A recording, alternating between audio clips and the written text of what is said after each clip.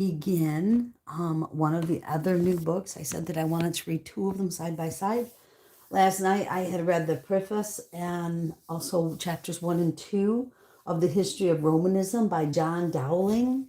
This morning I want to read the preface on Outlines of the World's History, Ancient, Medieval, and Modern by William Swinton. So, now this book was actually a textbook in public schools many years ago, and it was removed by a vote with people on the board of directors, and many were Catholic, I believe, or Catholic influenced, and they got rid of it for no reason, actually. So here we go. Preface.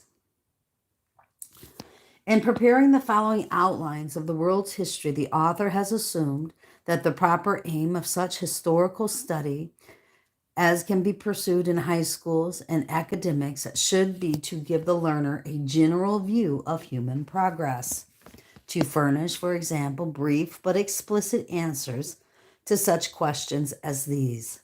1. What were the Egyptians, Greeks, Persians, Hebrews, Latins, Spaniards, English, etc.?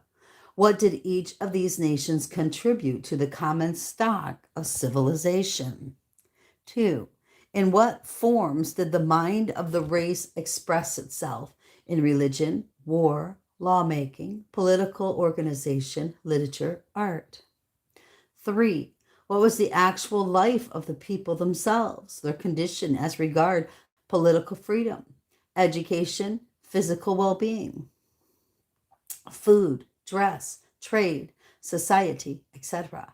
What were their ways of thinking, and how did these show themselves in the manners, customs, and social usages of the time? 4. What have been the great steps in human progress, the discoveries, social and political changes, advances in thought and skill that have carried forward civilization and the betterment of man's estate? Bacon in parentheses. And what is the series of events that has brought the world up to its present standard of enlightenment and knowledge? These are questions. I'm going to move the phone just so I can see in case it quits recording. These are questions that we have learned to ask only in comparatively recent times. The asking of them and the answering of them have given us history in its modern sense. That is to say, history as a showing forth of the life of nations in place of history as the mere biography of kings, or the record of battles and sieges of dynasties and courts. The theory of this book may be stated in a single sentence. It is to bring to the treatment of history for elementary instruction the same methods that has proved fruitful and interesting in the large classic works. Such treatment is in marked contrast with that of the compendiums in ordinary use, which consists mainly of catalogs of facts and of chronological data. The author believes, however, that the judgment of progressive teachers will fully coincide with his own in this, that far more valuable and more lasting results can be secured by giving scholars a vivid general view of the institutions and civilizations of the greater nations than by cramming the memory with ever so imposing an array of isolated facts and dates. This book has grown out of a great deal of experimenting with classes, testing of what pupils can take in and assimilate, of what becomes fruitful in their minds, and of what, on the other hand, is retained with difficulty or forgotten with ease. Care has been taken to cast the paragraphs into such a form that the subject matter of each may be easily grasped by the student, and the same readily elicited by means of the marginal notes,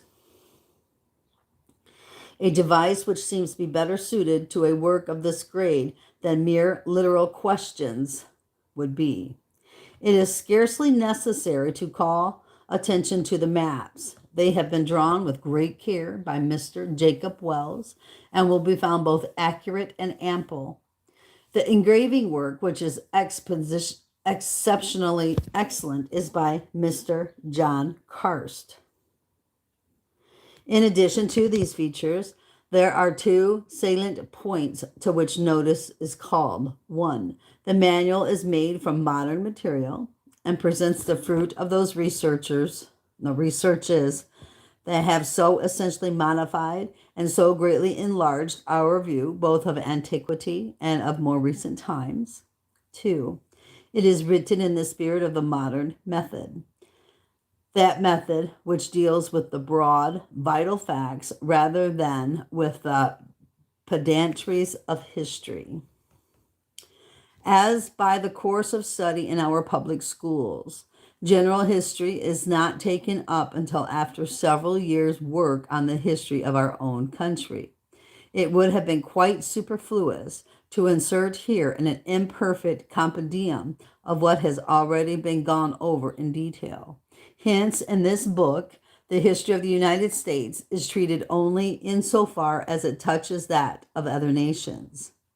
The author is deeply impressed with the conviction that history, studied in the right manner, is of fundamental importance in the growth of the mental and moral nature. And he believes that such study is of a special moment in our own country as a preparation for citizenship in a free, self-governing nation. For how can we appreciate what we enjoy unless we know how it came to be? In the sincere hope that this survey of the providential orderment of human affairs may prove helpful both to intelligent growth and the formation of character, it is commended to the judgment of the teaching profession.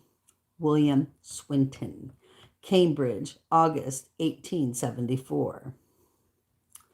Note to revised edition. In the present edition, the outlines of history has undergone a careful revision in the light of valuable suggestions from teachers who have had the work in use in the classroom. To such teachers, the author takes pleasure in expressing his hearty thanks. He has also to acknowledge in a very peculiar manner his obligations to Professor C.K. Adams of the University of Michigan, who kindly went through the whole book and communicated to the author his scholarly annotations. The present edition contains such modifications of the text as were necessitated by these suggestions. It is proper to add that the textual differences are not such as to interfere with the simultaneous use of both old and new editions in the class. And that right there is the preface. And we are going to jump back in later today. I'm not sure exactly what time. I've got plans I got to do and stuff, but that right there is the preface. And let me know, are you interested in comparing these two books? It's the history on both. I think it might be a really good idea, and it will give us a firm, true understanding, because these books were written, they're not revised in modern times, which is very important to me. So I've actually got the actual book itself of the History of Romanism by John Dowling. That was given to me by a brother in Christ. And then this right here is a book, and it's not, how do you want to word it? It's the book itself scanned. And that's what I'm reading, is the actual scanned book that was written many years ago. So it's not in a revised modern revision, but it was revised back then in the 1800s. So anyway, there you go. Keep your eyes on Jesus, brothers and sisters. Your nose in the book, which is the Word of God. And embed the Word of God upon the tablets of your hearts, so you and I will not sin against God or be deceived. I love you all. Bye-bye.